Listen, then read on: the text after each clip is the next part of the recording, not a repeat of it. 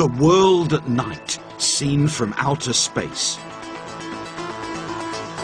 Millions of lights glitter across the surface of the globe.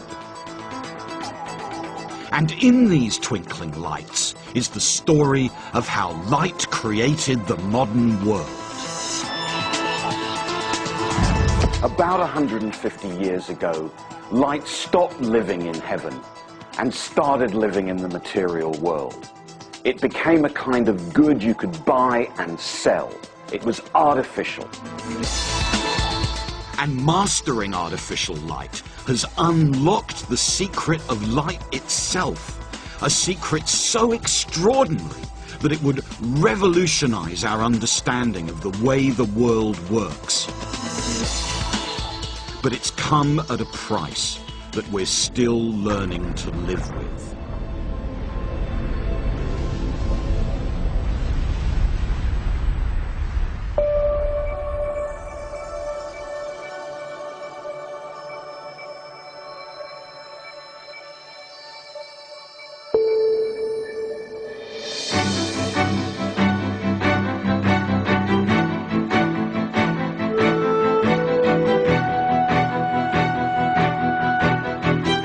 In 1847, a 16-year-old Edinburgh schoolboy was taken to see one of the minor scientific wonders of the Victorian world.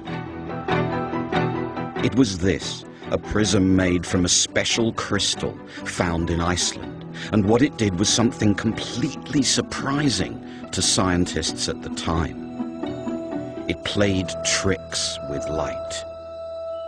It's transparent. It lets the light through. Nothing puzzling there. But wait. Two of these crystals combined make the light go out. They extinguish the light.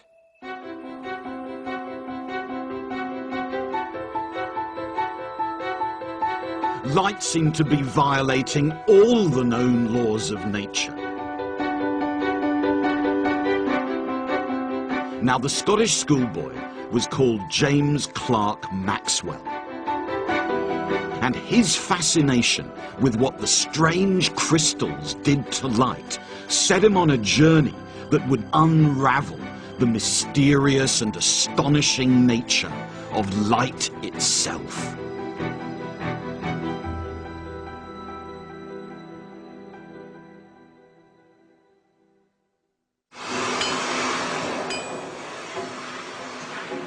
Maxwell lived at a time when Britain was the workshop of the world. Its traders, merchants and engineers dominated the globe.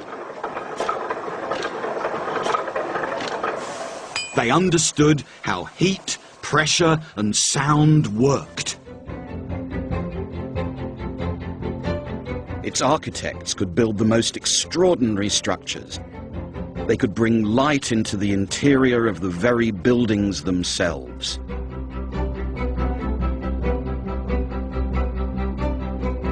Yet light itself baffled them.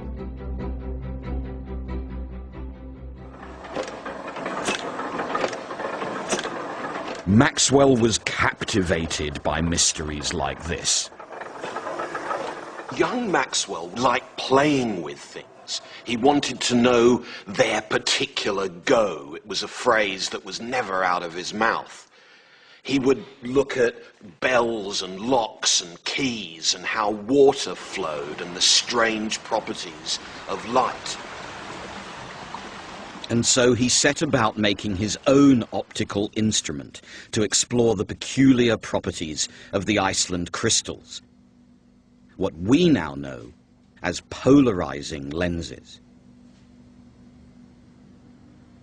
It's based on a very simple idea. The light falls onto this mirror here and then along the tube, and you can look at it through a second mirror at the end. Now, Maxwell wasn't that concerned with the fact that polarization allows light through or else it stops it. That wasn't the primary concern for him. No, what he wanted to do was to use this device to see things you could not see with the naked eye. He started with a seemingly unremarkable piece of glass. Maxwell would heat it until it was red hot, far too hot to touch, and then plunge it into ice-cold water, and it would suddenly set. There would be lines of tension inside the glass. We can't see them. But when Maxwell put them into his instrument and then looked through the mirrors, what he saw were the most amazing patterns.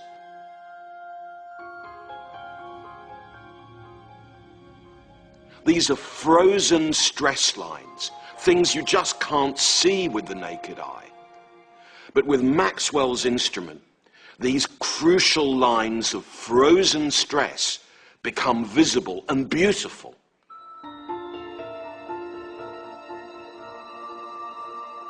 How could brute physical forces affect something as intangible as light? And we know just how fascinated he was because we've got here the watercolors that he did himself when young of the colors he could see through his instrument. These colors were speaking to Maxwell because what they suggested was that there must be some kind of relationship between the forces acting inside some stuff like glass and the way light traveled through it.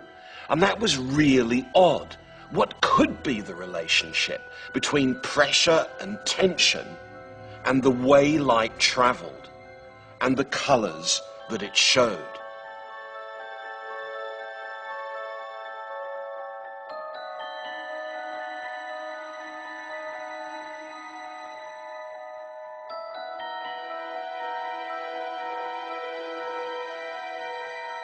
Light was posing a series of problems for people that they just didn't seem to be smart enough to solve. Only a couple of years before the young Maxwell had started working with those polarizing prisms, light had posed a really big challenge that it was very hard to understand. It was this experiment here. Again, it used nickel prisms. Between the prisms, you put a piece of very heavy glass and you shine light through the prisms and the glass. What you do now is put a very strong electromagnet near it. And when you turn the magnet on, the light changes. Now, this was a very, very peculiar phenomenon. How could magnets affect light?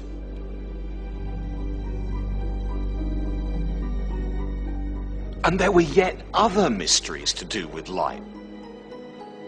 I mean, it was well known that light heats things up a bit, but it turned out that stuff would get really warm through some kind of radiation, even where you couldn't see it.